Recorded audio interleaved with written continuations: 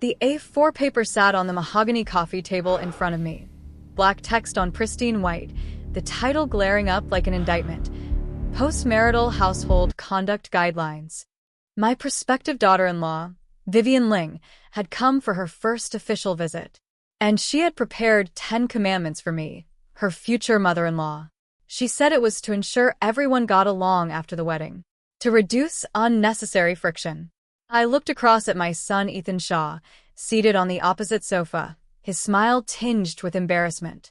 Then at Vivian's meticulously made-up face, which practically radiated the phrase, "I've already won." I didn't get angry. I didn't argue. I simply lifted my teacup, blew gently at the floating leaves, and told her, "Before we discuss the rules of this household, there's something I think you have the right to know. My son Ethan? I picked him up from the front steps of the city orphanage 20 years ago. 01. The antique grandfather clock in the living room had just chimed 11. Sunlight streamed through the white gauze curtains, illuminating every speck of dust floating in the air. Each particle seemed to hum with silent tension. I had personally brewed the Longjing tea.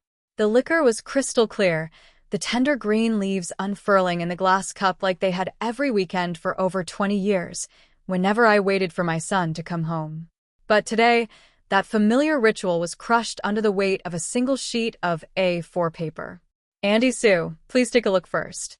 It's just a draft. If you feel anything is inappropriate, we can certainly discuss it." Vivian's voice was crisp, carrying the kind of unyielding politeness you'd expect from a professional negotiator. She wore a meticulously tailored cream-colored Chanel-style suit, seated on the European-style sofa across from me, her back ramrod straight. She resembled an orchid, carefully cultivated, but utterly devoid of warmth. My gaze shifted from the teacup to the paper. Post-marital household conduct guidelines. 1. Without mutual consent from both parties, elders shall not possess keys to the children's master bedroom. 2. Weekend family dinners require a 3-day advance reservation, allowing the children to arrange their personal schedules. Asterisk 3. Regarding the education of future grandchildren, elders may only offer suggestions. Final decision-making authority rests solely with the parents. Asterisk. For household expenditures exceeding $1,000, elders should proactively communicate with the children to avoid unilateral decisions. The list went on, all the way to number 10. Asterisk 10. Respect the independent space of the children. Maintain a distance of 1 bowl of soup, close enough to deliver it warm, far enough to live separate lives. Asterisk. Every single clause felt like it had been measured with a cold, precise ruler, meticulously calculating the boundary between familial affection and personal sovereignty. Not one was unreasonable on its face.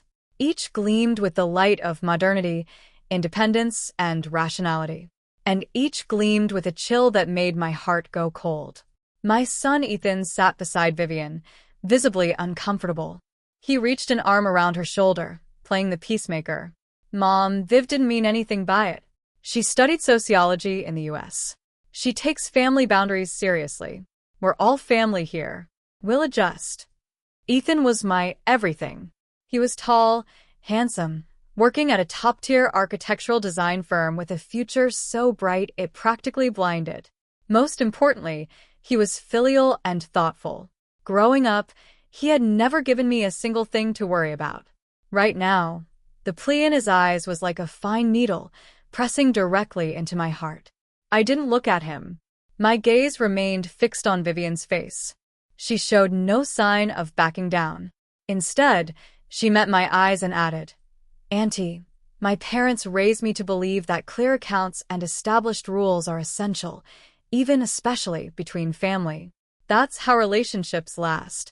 I don't want us to end up resenting each other over trivial matters, or worse, letting it affect my relationship with Ethan. Don't you agree?" Her words were impeccably watertight, even carrying a hint of considerate concern for my own well-being. I smiled faintly, shifted my gaze from her face, and slowly lifted the now lukewarm cup of Longjing to my lips. I didn't drink. The delicate fragrance of the tea seemed to have been overpowered by the chemical smell of printer ink on that paper. "Vivian, you make a fair point. I spoke, my voice so calm it surprised even me. Rules are rigid. People are not. A home is a home not because of clauses and subclauses. Andy, I understand what you mean. The older generation values personal ties. Vivian immediately jumped in, her tone carrying a faint, almost imperceptible note of superiority. But times have changed. Clear boundaries are a form of respect. Ethan agrees with me. She tilted her head slightly, looking at Ethan. Ethan's atoms apple-bobbed. He looked from me to Vivian and back again. Finally, he nodded. Mom, Viv is doing this for us. We'll be living downtown in the future, and you'll be out here. You really do need your own life, too. In that instant, I clearly saw the corner of Vivian's mouth curl into the tiniest, most triumphant of smiles. I set the teacup back down on the coffee table. The base clicked against the glass surface with a sharp, clear sound. The living room fell instantly silent. The second hand of the grandfather clock ticked. Ticked. Ticked. Each beat landed squarely on my heart. I didn't look at the A4 paper again. I didn't look at my son, who was clearly struggling to find words. I simply raised my head and fixed my gaze, very calmly, on Vivian, this polished, assertive young woman who was about to become my daughter-in-law. Before we discussed the rules of this household, my voice was quiet, but it was enough to freeze the air solid. There's something I think you have the right to know about the roots of this family, and who Ethan really is. The smile on Vivian's face stiffened. Ethan froze too, clearly bewildered by my sudden declaration. I ignored their reactions and continued, my tone almost narrative, devoid of any discernible emotion. My son, Ethan Shaw? I picked him up from the front steps of the city orphanage 20 years ago. Dear O2. Time seemed to hit a pause button right there. The expression on Vivian's face shifted from initial bewilderment to a complex mixture of shock and sharp scrutiny. Her meticulously lined eyes darted back and forth between my face and Ethan's, like two high-speed scanners, desperately trying to gauge the truth of my words. And Ethan, my poor son, was completely paralyzed. The arm draped over Vivian's shoulder slipped away. The color drained from his face at a visible rate. His lips parted slightly, but no sound came out. He stared at me, his eyes filled with a profound sense of alienation and confusion, as if looking at a stranger he had never met. Mom. His voice was dry, hoarse, trembling. What did you say? I didn't answer him immediately. My focus remained locked on Vivian. I saw her grip tighten around the chain of her handbag, her knuckles widening from the pressure. She was assessing, rapidly calculating every possible ramification this sudden revelation might have on her meticulously planned future. You've always emphasized the importance of family of origin and personal boundaries, haven't you? I looked at her calmly, my voice utterly even. So, I figure a child's background should be one of the most critical data points when evaluating the value of a marriage, correct? The words landed like a precisely thrown stone, striking the most vulnerable part of Vivian's psyche. Her expression flickered. That mask of professional composure finally showed a crack. Auntie, I didn't mean it like that. I'm just shocked, that's all. No, you meant exactly that. I cut her off, my voice still steady, but carrying an undeniable force. Every single one of these 10 rules you brought here is a line in the sand between you and me, between you and this family of origin. You want to surgically separate Ethan from me, to build a pure nuclear family that's completely yours, free from any previous generation interference. I understand your thinking. It's very modern and very calculating. I deliberately let the word calculating hang in the air, heavier than the others. Vivian's breathing quickened. She tried to defend herself. I just wanted our life to be more structured, more private. Which is precisely why you deserve to know the full truth. I turned to Ethan, looking at his pale face. My heart felt like it was being sliced open, but I knew prolonging the inevitable would only make it worse. Some truths, the longer they stay buried, the more flesh they tear when they finally surface. Shuashuo, I'm sorry. Mom has been lying to you for 28 years. My voice finally caught with emotion, but I swallowed it down hard. The winter 28 years ago was brutal. I was volunteering at the city orphanage. When my shift ended, I found a bundle on the stone steps outside the gate. Inside that bundle was you. I reached into the drawer beneath the coffee table and pulled out a yellowed photo album. I didn't open it yet. I just ran my hand over the worn cover. You were purple from the cold, barely crying anymore. The only thing in the bundle besides you was a slip of paper with your birth date and the character, Shoah. No surname. No other message. I spoke slowly, my voice and the dull ticking of the grandfather clock the only sounds in the room. Vivian had completely forgotten about her 10 rules. All her attention was consumed by this story, a variable she had never anticipated, one powerful enough to overturn all her calculations. I had just divorced your father a year earlier. I was in a dark place, convinced my life was a gray wasteland. But the moment I saw you, I knew I couldn't turn away. I took a deep breath, fighting to keep my voice steady.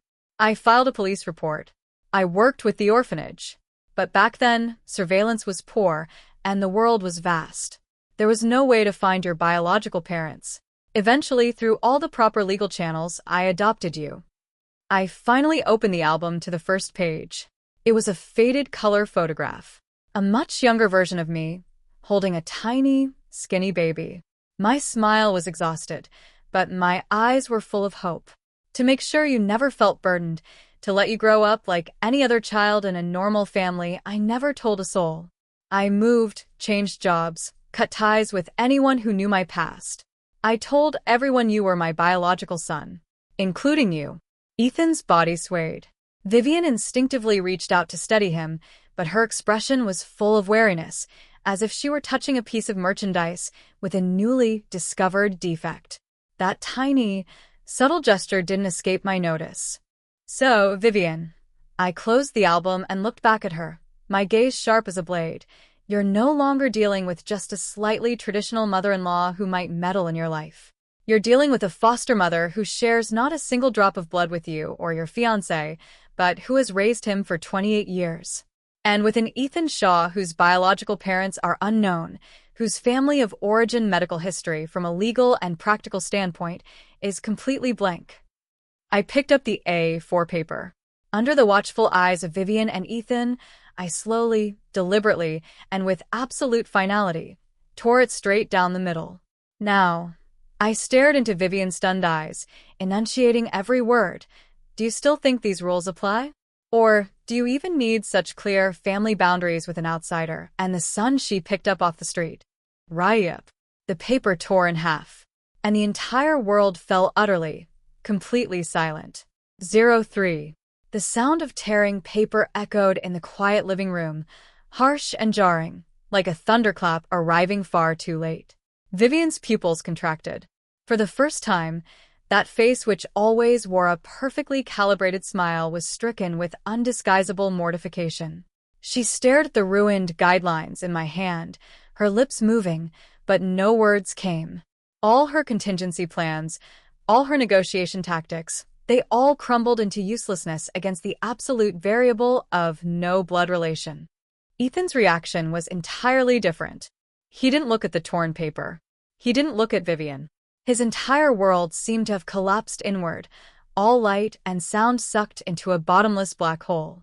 He just stared at me, his eyes filled with shattered faith and 28 years of overturned reality. Mom. He finally found his voice, but it was even raspier than before. This isn't true. You're just messing with Vivian, right? To get back at her. So you made up this whole story. His words carried the last desperate hope of a drowning man clutching at a straw. I looked at his ashen face, my heart aching beyond measure. But I knew I couldn't back down.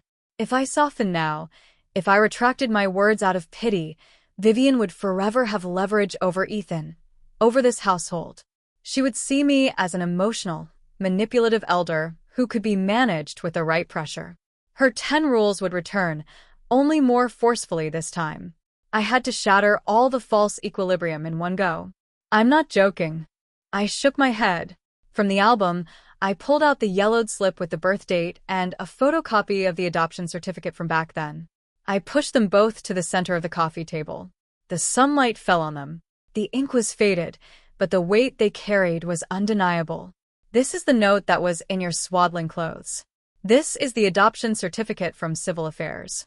When I registered your residency, I pulled some strings so the file would list you as my biological child.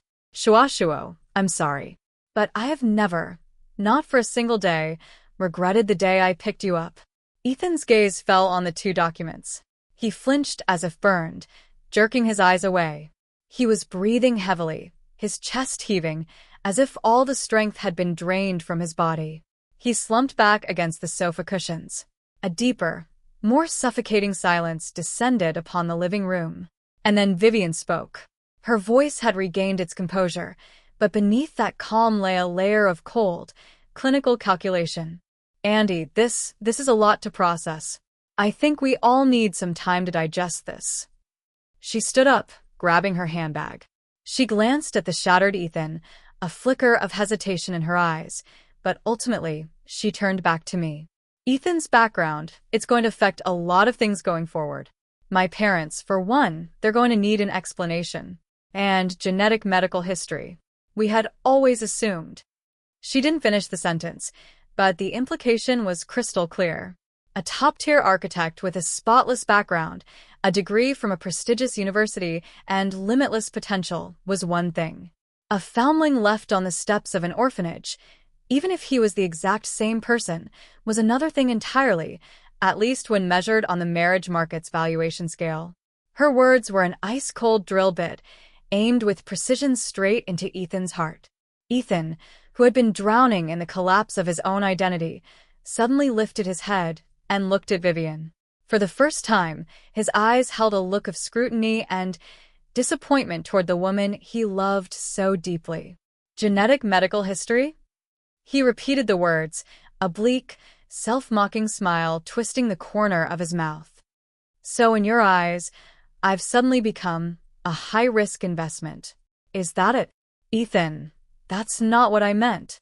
Vivian immediately backpedaled, a flash of panic on her face. I'm just being realistic. Marriage isn't just about two people. It's about two families. I have a responsibility to my parents. Responsibility. Ethan stood up. For the first time, his height felt imposing, but what radiated from him was a bottomless fragility and sorrow. So, if I'm a risky asset, you're ready to pull your investment, right? Those 10 rules you brought here today, were those just another form of risk management? In a matter of minutes, the battleground had shifted. This was no longer a confrontation between me and my future daughter-in-law. It was now a war quietly erupting between the two people who had been about to walk down the aisle together.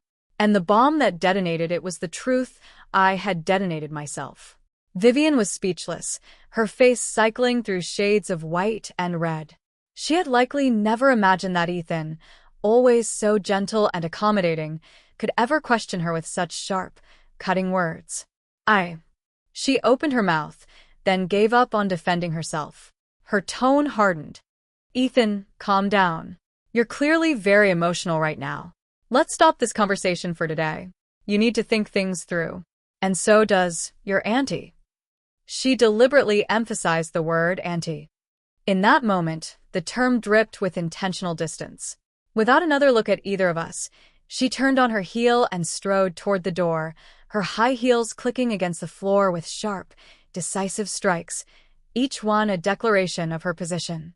The door opened, then slammed shut with a heavy thud, and the world shrank down to just me and my son, broken by the truth. Ethan stood in the middle of the living room like a statue instantly weathered by 1,000 years of wind. After a long, long time, he slowly turned. His hollow eyes found mine, and he asked one word at a time. Mom, for 28 years, how did you face me every single day? Watching me call you Mom? What was going through your head? His question held no anger, no accusation, just a bone-deep, soul-level sorrow. And that, far more than any hysterical outburst, shattered my heart completely. 04. Facing Ethan's hollow eyes, I felt like a criminal standing in the dock. The living room was so quiet it was deafening. Even the wind outside seemed to have died away. All I could hear was my son's question echoing in my ears and my own heartbeat, so heavy it felt like it might stop at any moment. What was going through my head? I repeated the question softly, my voice trembling in a way I couldn't control. I didn't avoid his gaze. Instead, I met it head-on, letting him see everything inside me. The pain, the guilt, and the deep, never-changing love that had defined my life for 28 years. I was thinking about whether my son had dressed warmly enough today, whether he was being bullied at school, what I should get him as a reward for acing another test. I took a step toward him, each one feeling like walking on broken glass. I was thinking about the first time he called me Mom, and how my heart just melted into a puddle. The first time he gave me a drawing he'd made, a picture of me and him. He said it was our family. My hand rested gently on the yellowed photo album. I was thinking about how I could give him all the best things this world has to offer. I was terrified that if he ever learned the truth, he'd feel different from everyone else, that he'd feel inferior, that he'd grow to resent me. I was afraid he'd feel like he didn't have a whole family. So I fought tooth and nail to give him a normal family, a complete family, just the two of us. Tears finally spilled over, dropping one by one onto the album cover, blooming into dark, wet circles. Shuashuo, my selfishness. It wasn't for me. It was so you could grow up like any child loved by their parents, without a single burden on your heart. I thought if this secret just stayed buried forever, you could stay happy forever. I was wrong. Ethan had been silent, just listening. His body was no longer rigid with shock, but that immense sadness still shrouded him like a heavy fog. He walked slowly to the sofa, sat down, and buried his head deep in his arms.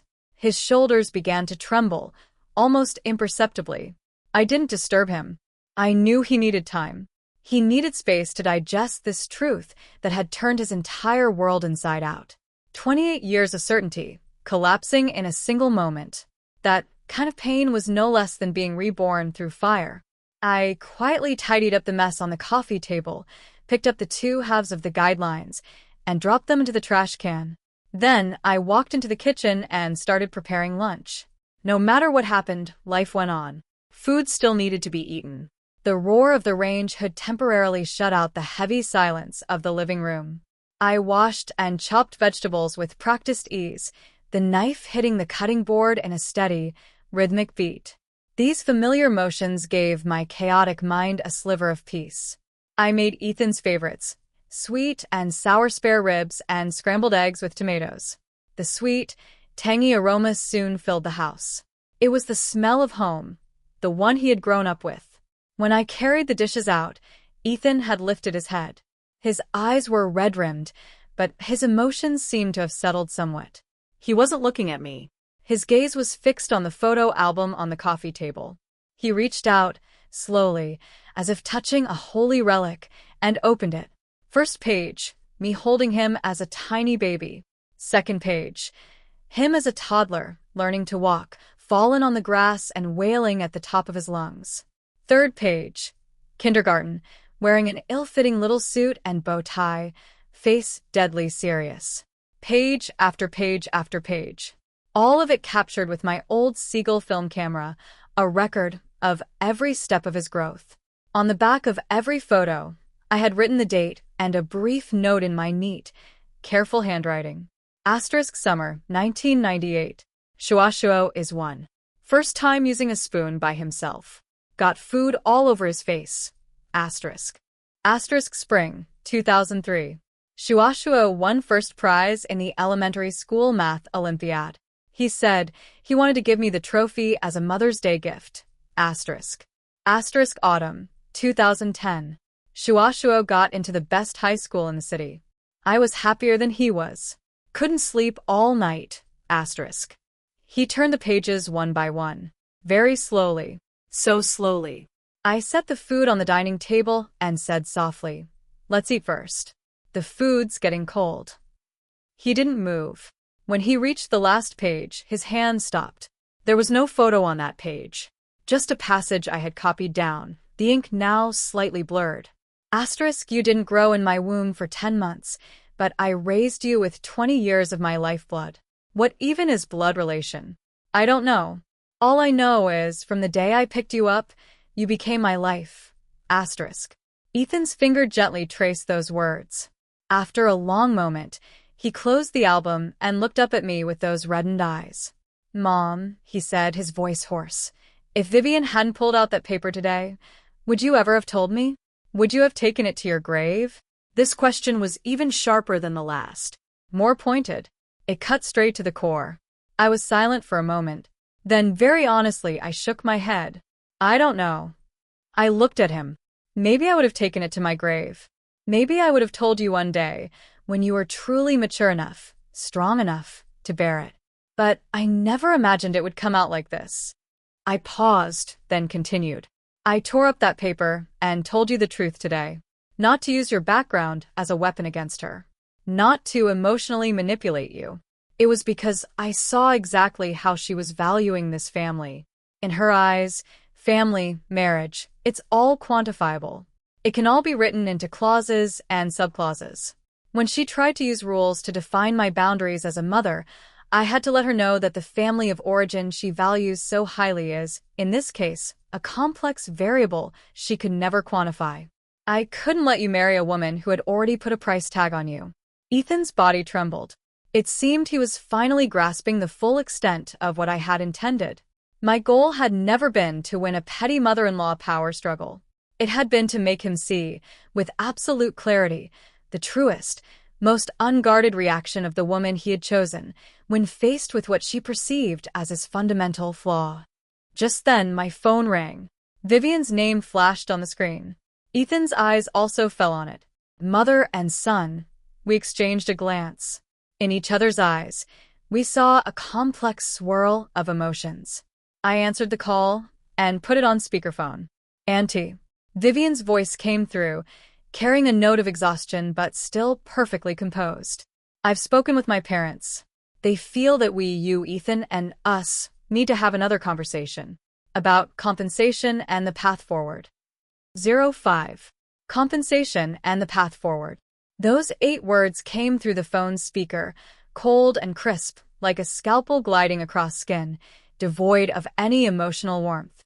The faint trace of warmth that had just begun to thaw the living room was instantly flash-frozen.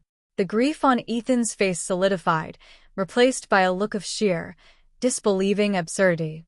He looked at me, his eyes asking the unspoken question. Did I hear that right? I said nothing.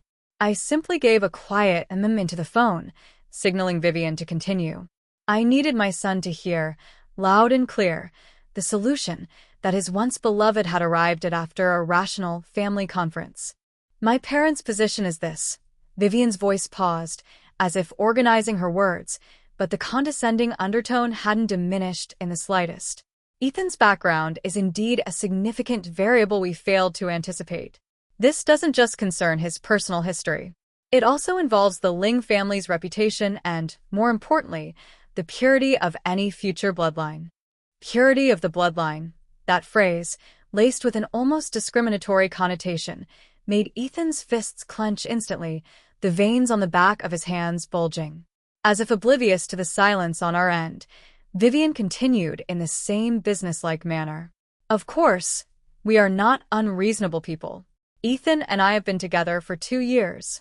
A direct breakup would likely be a heavy blow to him, and it wouldn't be fair to you, given all your years of dedication. So, after discussion, we have 2 proposals. A faint male voice could be heard in the background, likely Vivian's father, urging her. Get to the point. Vivian cleared her throat and proceeded. Proposal 1. Both families agree to cancel the wedding. We will provide Ethan with a lump sum as emotional damages. You can name the amount, so long as it's within reason. From that point on, we go our separate ways. Her voice was flat, like she was reading the termination clause of a commercial contract. I could feel Ethan's breathing grow heavier, his chest heaving like a trapped beast. Proposal 2, Vivian continued without pause. If neither you nor Ethan can accept a breakup, then to guarantee our quality of life post-marriage and to meet the Ling family's basic requirements, we will need to sign a new agreement. This agreement will stipulate the following. First, Ethan must undergo a comprehensive genetic test and hereditary disease screening to rule out any hidden conditions. Second, all premarital assets must be notarized, and my name must be added to Ethan's premarital property as consideration for the uncertainty risk our family is assuming. Third, and most importantly, you, Auntie Sue, may no longer interfere in our lives in the capacity of a mother. You may remain involved as a foster mother or benefactor, and we will, of course, provide for your care. But you will have no say in any of our household decisions. In simple terms, this means a complete severance of the mother-son dynamic between you and Ethan, transitioning into a purely defined, boundary-driven caretaking relationship. The moment her words ended, I could actually hear Ethan's teeth grinding. If the 10 rules she had brought earlier were about drawing boundaries around familial love, then this so-called Proposal 2 was nothing short of the vivisection of human decency. She wasn't just trying to strip Ethan of his dignity. She was trying to entirely negate my 28 years of grueling, devoted motherhood. She wanted to reduce me to a benefactor, someone to be pitted and defined, someone to be managed. This was no longer shrewdness. This was no longer about boundaries. This was unadulterated arrogance and insult. Are you finished? I, who had been silent the whole time, finally spoke.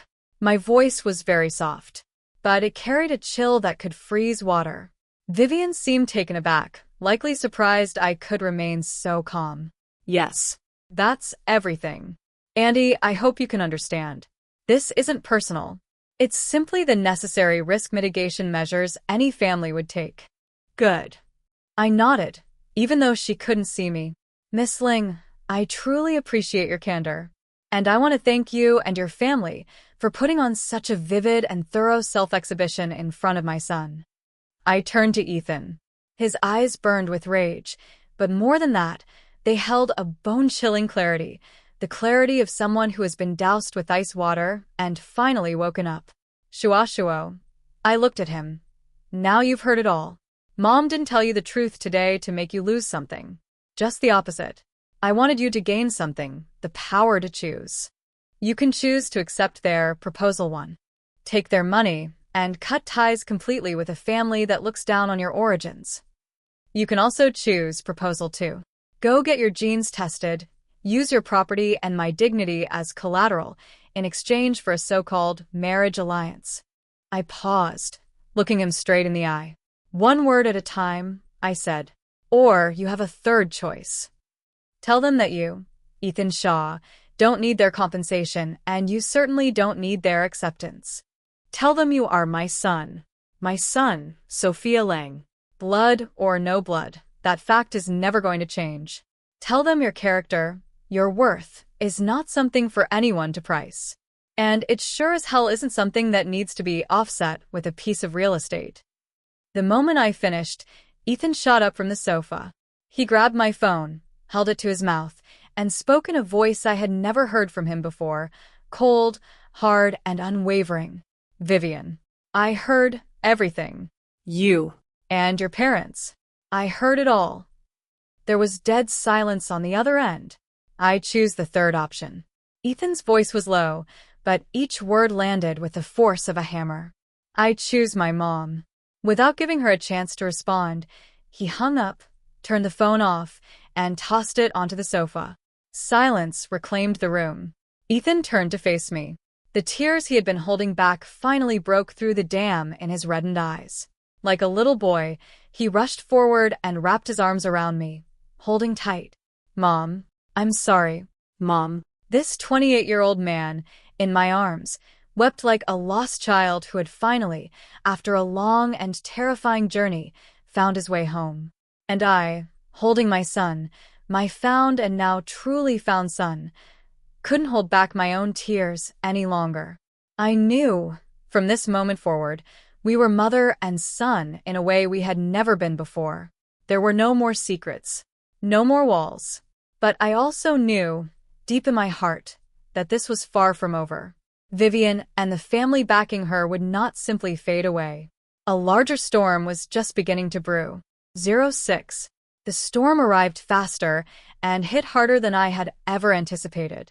The very next day after Ethan hung up the phone, a meticulously edited video and an emotionally charged confessional essay began circulating on several local lifestyle and social media accounts across the city. The headline was pure incitement. Cradle snatcher's son deceives fiancé for 28 years. Evil foster mother humiliates future in-laws after truth is revealed. The article was written from Vivian's perspective, with the entire incident masterfully spun. The confrontation in our living room was reframed as a premeditated trap. The 10 guidelines she had brought were described as a well-intentioned effort to communicate hopes for a shared future. My tearing up the paper and revealing the truth was twisted into a vicious personal attack by a woman exposed, using her son's tragic background as a weapon. In the article, Ethan was painted as a calculating social climber, a phoenix man who had used his foster mother's lies to package himself and latch onto a wealthy family. I was the controlling, psychologically disturbed, evil foster mother, unable to bear seeing my son escape my grip. The Ling family, naturally, were the magnanimous, deeply wronged victims, betrayed and slandered. The cruelest touch was a short surveillance video attached to the article, its audio distorted and faces blurred. The footage had clearly been taken by a hidden camera, angled up from inside Vivian's handbag. The video was brief, capturing only a few key moments. Vivian politely handing me the A4 paper, my expressionless face as I tore it, and the blurry image of Ethan breaking down in tears. Set to emotional background music with leading subtitles, it was a masterclass in manipulative propaganda. Overnight, Ethan and I were thrown to the wolves of public opinion. The architectural design firm where Ethan worked was a local star enterprise. His photo and personal details were soon dug up and circulated online. The firm's phone lines were flooded. Their official social media accounts were swamped with abusive comments and calls for a boycott. Never thought a designer that polished could be this much of a scumbag. The foster mom is disgusting. Would do anything to control her son. Miss Ling run. This family is a bottomless pit. You can't fix poverty like that. Ethan was called in by his firm's management, placed on indefinite administrative leave, and told to go home and resolve his personal matters. He crumbled. In the blink of an eye, he went from a promising young star to a universally vilified fraud. He locked himself in his room, refusing to eat, drink, or speak. I knew, more than the online abuse, it was Vivian's viciousness, her willingness to destroy him just to win, that had truly broken him. I stared at his closed door, my heart feeling like it was being wrung out. But I knew I couldn't fall. If I collapsed, this family would truly be finished. I didn't go online to trade insults with anonymous keyboard warriors. That was pointless.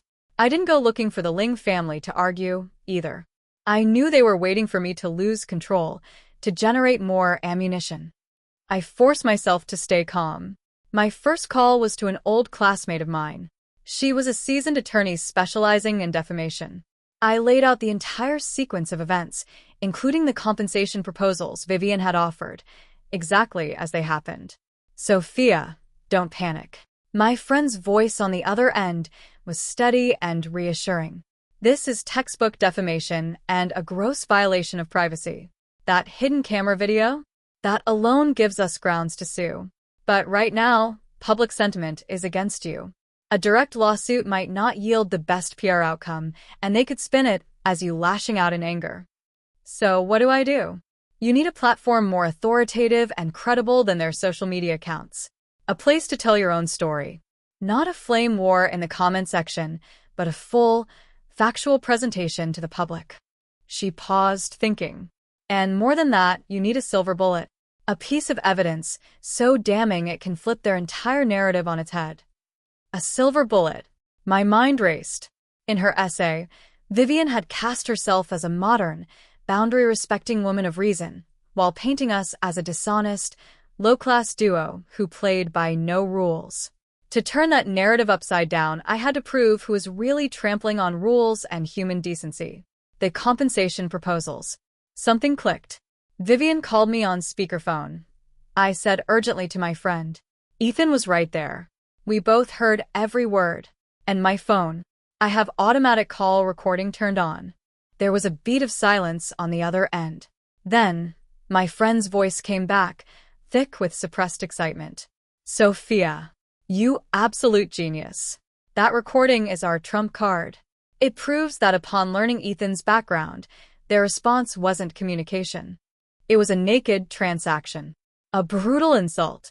It's the perfect counterpoint to their poor victim narrative.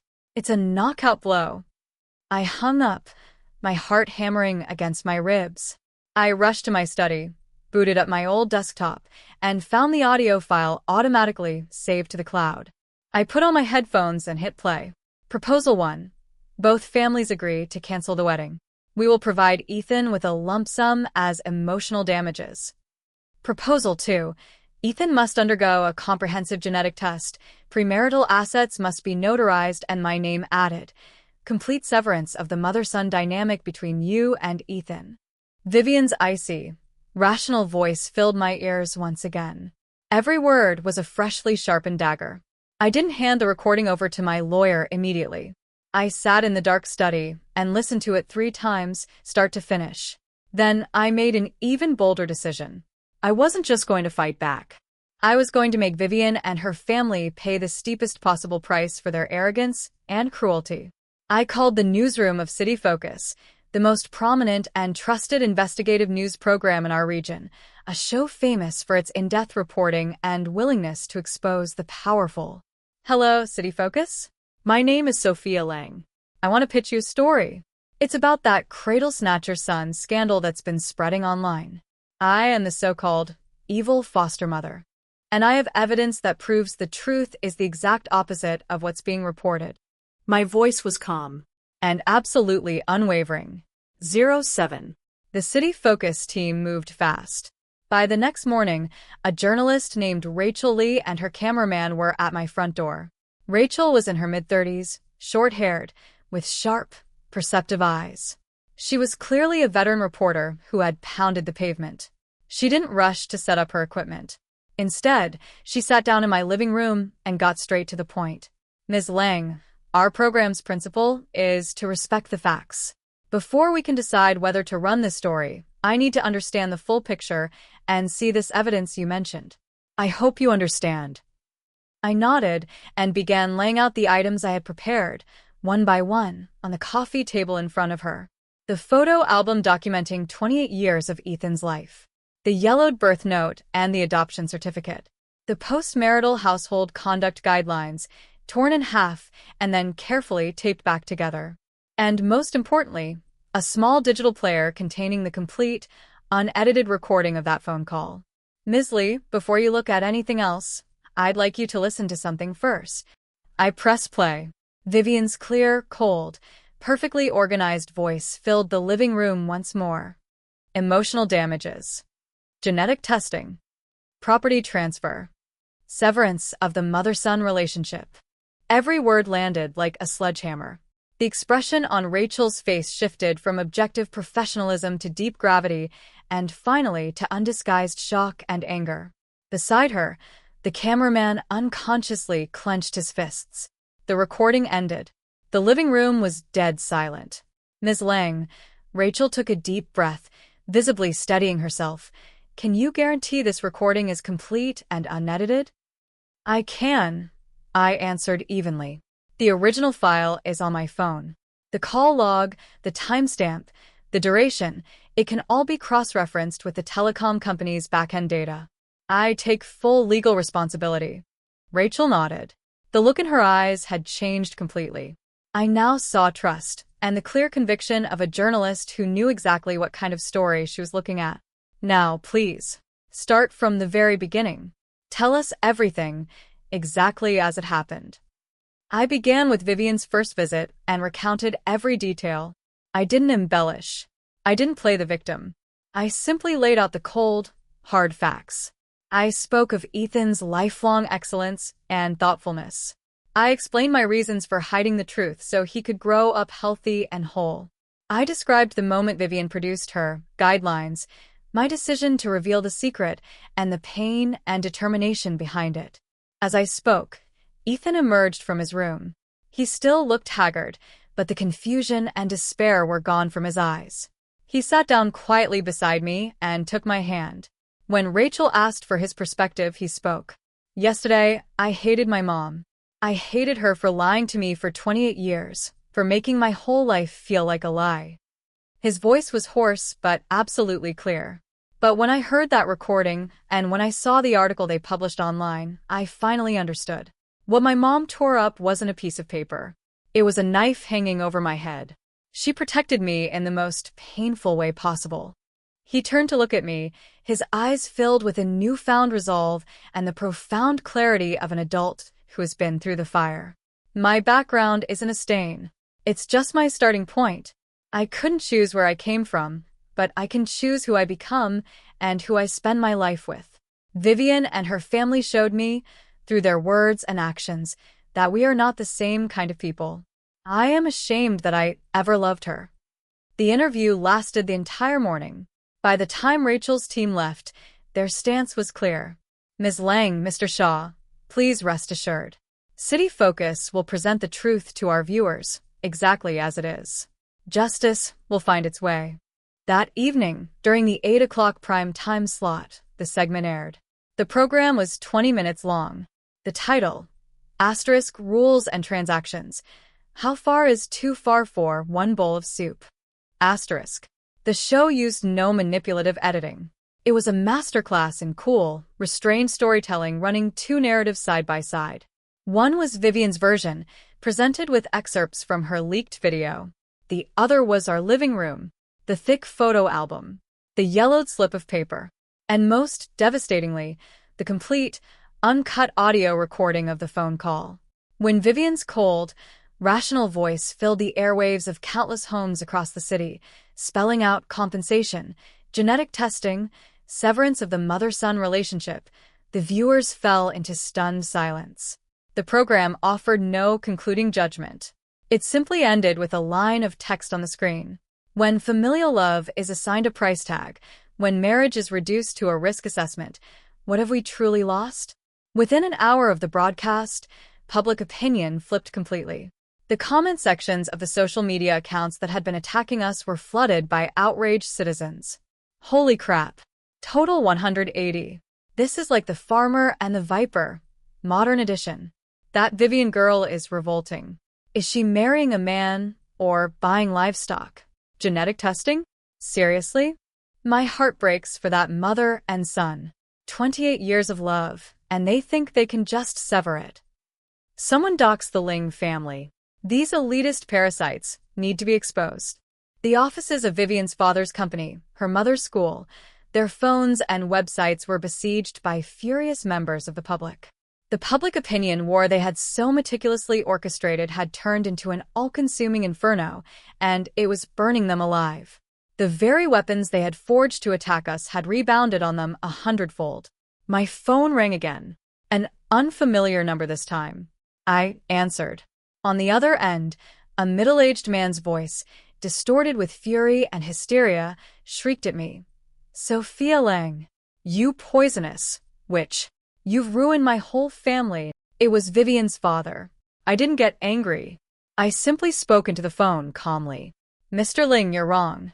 I didn't ruin your family. Your own arrogance did. I hung up.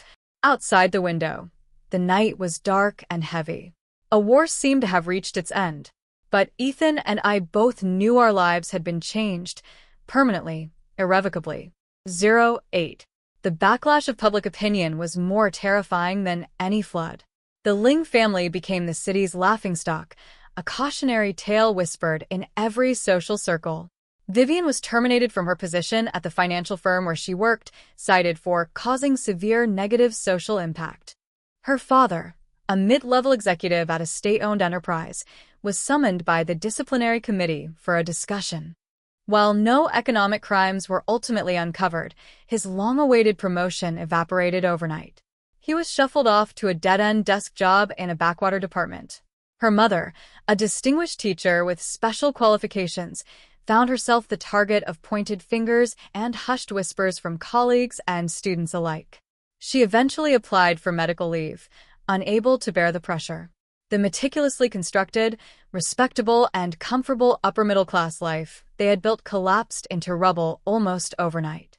All of it stemmed from their attempt to measure and trample upon the simplest, most profound bond between a mother and her son, using money and rules as their instruments. They believed themselves to be the arbiters of order. They never imagined that human hearts are the only laws that truly matter. Compared to the chaos outside, the atmosphere inside my home was remarkably tranquil. Ethan's firm director called personally to apologize and urge him to return to work as soon as possible. Ethan refused. "Mom, I want to resign." That evening, he sat beside me, his voice calm. "Everything that happened, it's made me see things clearly.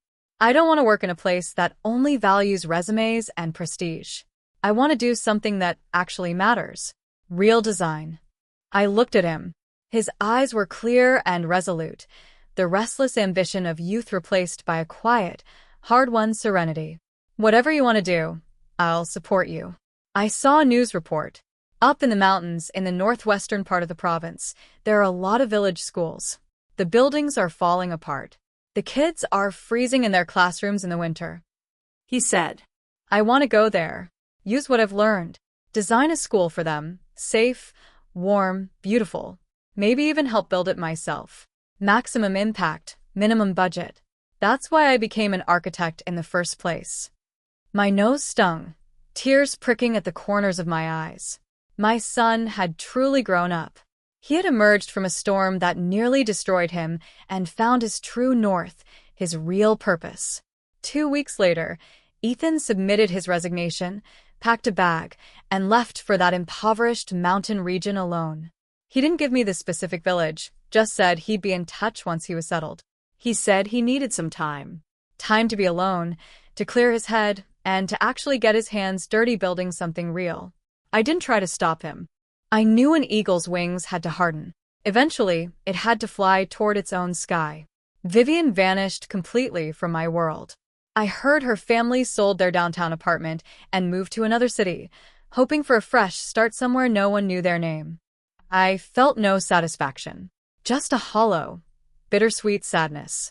She was, in her own way, a tragic figure, a product of her family's value system, a young woman who, in her relentless pursuit of the optimal choice, had lost the ability to love or be loved. My life seemed to slide back into its old rhythms. Grocery shopping alone, cooking alone, watching TV to fill the silence.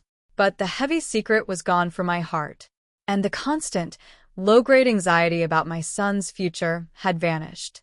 Though he was far away, my heart felt more settled and at peace than it had in years. I started reorganizing Ethan's room. His bookshelf was still packed with his university textbooks. I pulled one out at random, * the Phenomenology of Architecture star. I flipped open the cover. Ethan's signature was scrawled in bold strokes. Beneath it, a small line of text. * act without action. Work without effort. Taste without tasting. *. It was a quote from the Tao Te Ching. I froze. I never knew my son, always so modern, so forward-looking, had any interest in ancient philosophy. I kept tidying. In the corner of his desk drawer, I found a locked diary. I hesitated, my hand hovering over it. In the end, I decided not to open it.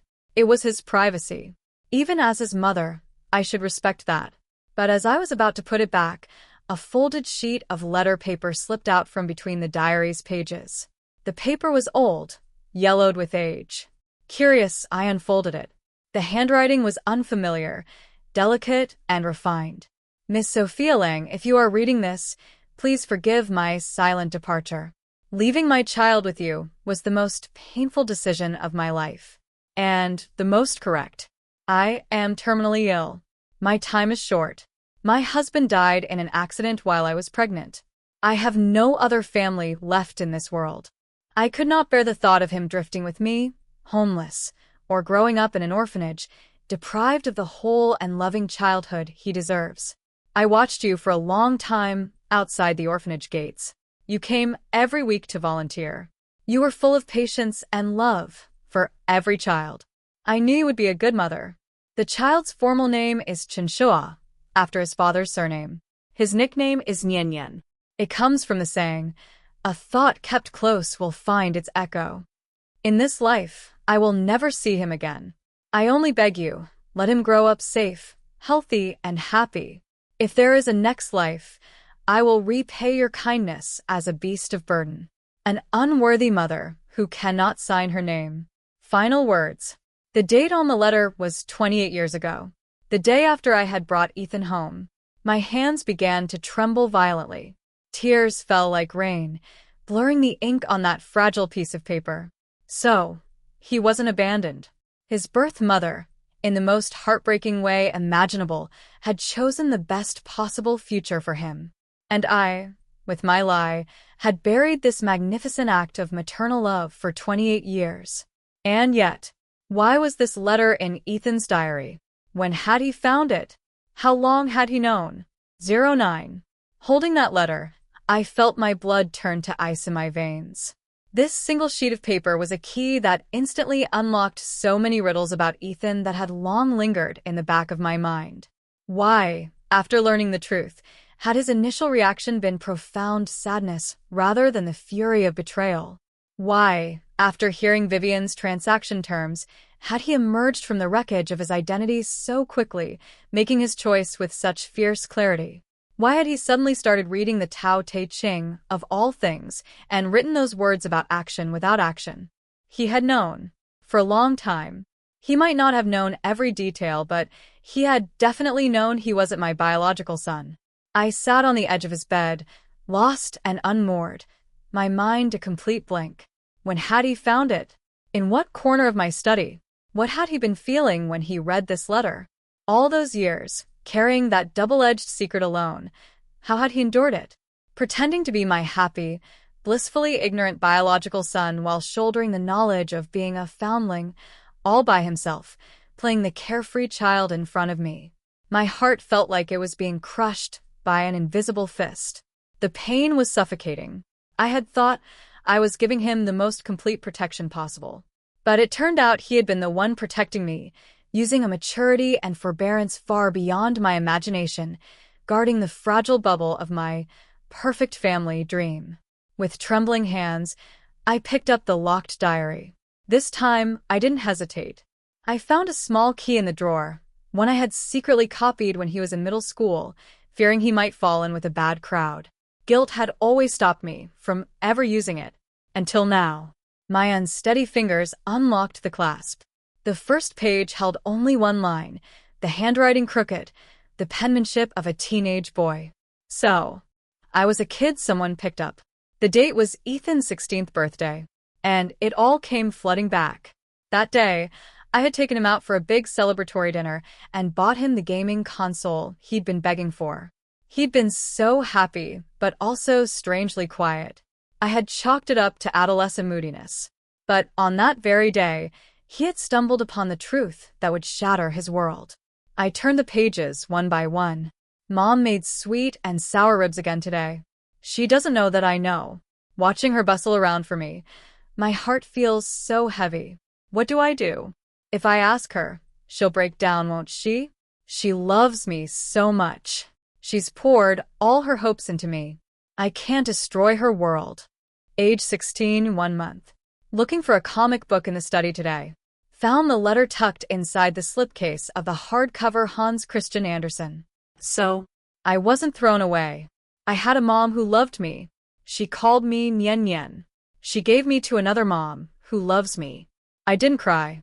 I just thought my name Ethan and Nyen Nyen, they both sound really, really nice. Age 16, 2 months. I put the letter back where I found it. I've decided to pretend I don't know anything. I'm going to get into the best university, land the best job, make mom proud of me. I'm going to be twice as good to her. It's the only thing I can do for both my moms. Age 17. I got my college acceptance letter today. Mom hugged me and cried. I wanted to cry too, but I held it in. In my heart, I told my mom in heaven, "See, Mom? Your Nyen Nyen didn't let you down." Age 18. I'm in love. Her name is Vivian. She's excellent, beautiful, and so ambitious. Sometimes I feel like she looks at me like a blue chip stock. She says my family of origin is what she admires most about me. Says my mom raised me right. My heart is a mess. This thing she values most is my biggest secret. Age 26. The last entry was written the night before he left for the mountains. Today, Mom finally told me everything. Seeing her so anguished but so determined, I wasn't surprised. I just felt so much heartache for her. To protect me, she's been carrying this burden alone for 28 years. And to protect her, I've been acting in my own one-man play for 12. We're a pair of fools, guarding each other. Vivian's phone call woke me up completely. So that's what it is. A bond without blood. In some people's eyes, it's utterly worthless. But blood and birth, those are everything. I held Mom and cried. It was the first time in 12 years I'd let myself cry in front of her about my own origins. In that moment, I wasn't a son whose lie had been exposed. I was just a son whose heart ached for his mom. I'm leaving now, going somewhere no one knows my name. I'm not running away. I'm going to search. Search for the real Ethan Shaw. Not Sophia Lang's biological son. Not that woman's abandoned child. A man who stands on his own. Whole. Complete. Worth something. Mom, Wait for me. when I finish building that school, I'll come home.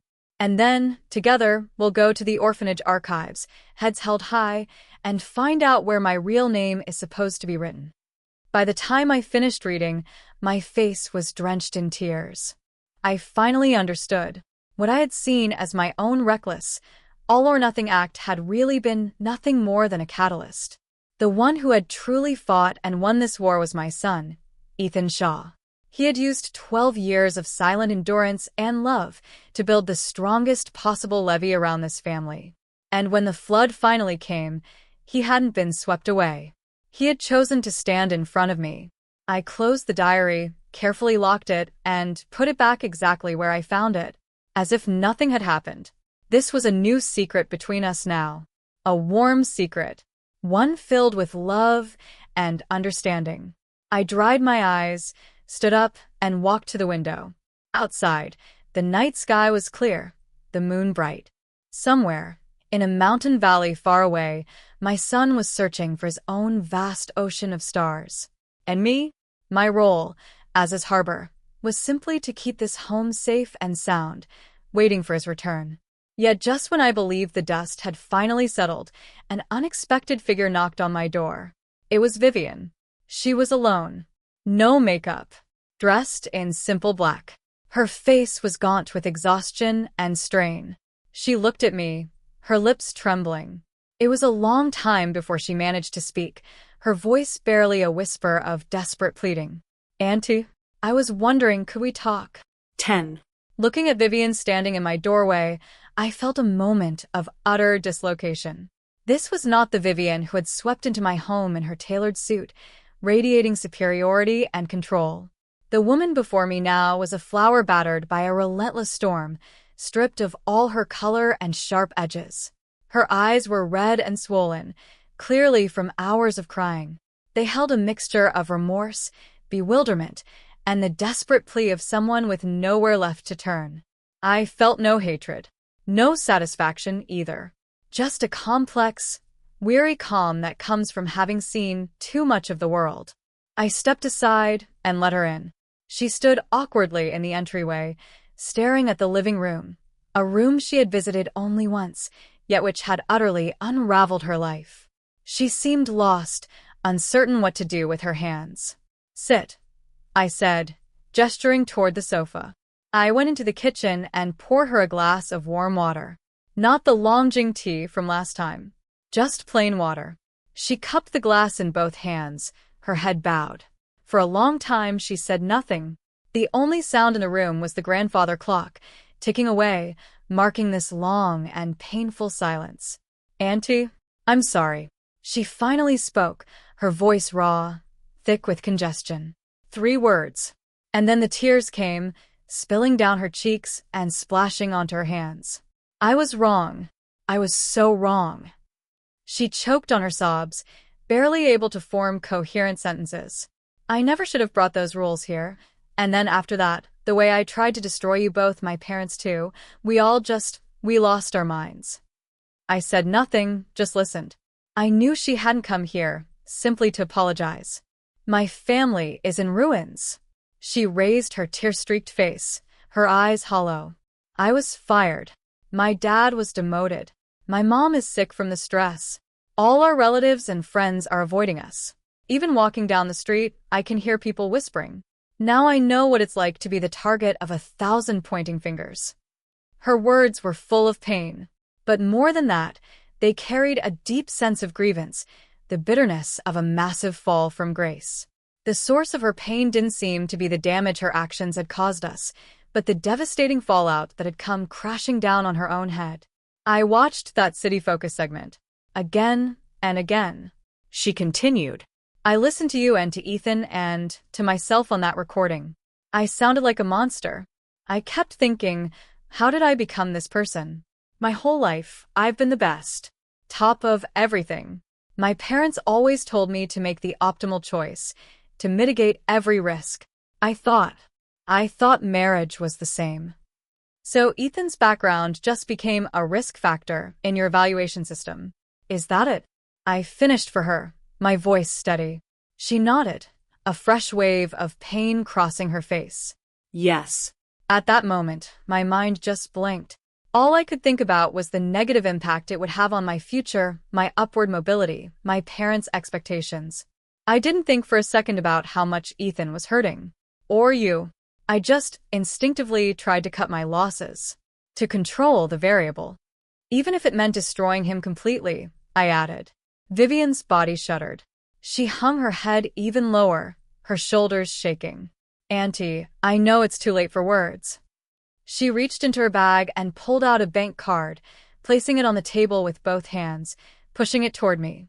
This is all my savings from years of working, plus some money from my parents. I know money can't fix this, but it's all I have to give. Please, could you talk to Ethan? Ask him to let my family go. We know we were wrong. We truly do. I looked at the bank card, a deep sense of pity welling up inside me. Even now, her solution was still a transaction. She believed wounds could be compensated with money. Forgiveness could be bought. Her upbringing had shaped her into a machine that could no longer understand any emotional logic beyond the calculation of costs and benefits. I didn't touch the card. Vivian. I looked at her, my gaze carrying a hint of sadness. You still don't get it. She looked up, confused. What you've lost isn't your job, or your father's position, or other people's respect. What you've lost is someone who truly loved you, and a home that could have been full of warmth. No amount of money can ever buy those things back. I stood and walked to the window, looking out into the dark night. Ethan is gone. He left for the mountains to build a new beginning for himself, and for this family. He hasn't taken revenge on you. He never even thought about it. He just chose to leave. I turned and faced her despairing expression. The person you truly owe an apology to isn't me, or even Ethan. It's yourself. You need to ask yourself, what do you actually want from this life? Quantifiable assets and status. Or a partner who, when you're at your lowest, doesn't pull out a risk assessment form, but instead just pulls you close and holds you tight. Vivian went completely still. My words had pierced straight through the hard shell she had built with rationality and optimization. Put your money away, I said. Ethan, and I don't need your compensation. What happened to you and your family was the result of your own actions, not some revenge scheme from us. And as for forgiveness, that doesn't matter anymore. I walked to the front door and opened it, a clear gesture of dismissal. Go now. And don't come back. Let's do exactly what you once suggested. Our two families, we go our separate ways. Vivian rose unsteadily to her feet. Step by step, she moved toward the door. At the threshold, she turned back and looked at me, her eyes filled with an ocean of unreadable emotion. Then, without another word, she turned and vanished into the dark hallway. I closed the door and leaned back against it, exhaling a long, long breath. It was over. All of it. A month later, I received the first letter from Ethan. Tucked inside was a photograph. He was standing in front of a crumbling village school, surrounded by a pack of children grinning from ear to ear. His skin was sun-darkened, and he was thinner. But his eyes were like the sky above the high plains. Clear. Bright. Filled with light. At the end of the letter, he wrote, "Mom, these kids remind me of myself when I was little. I finally understand. A person's worth doesn't come from where he started. It comes from where he's going, and what he can leave behind for this world. When I finish building the new school, I'll come home. And then, together, you and I will go take the name, Ethan Shaw, off your household register and put it on an independent one of my own. You will always be my mother, but a son has to start his own life sometime." I held the letter, and I laughed, and the tears rolled down my face. I knew, in that moment, that my son had finally found himself, and I, his mother, had finally completed the most important work of my life.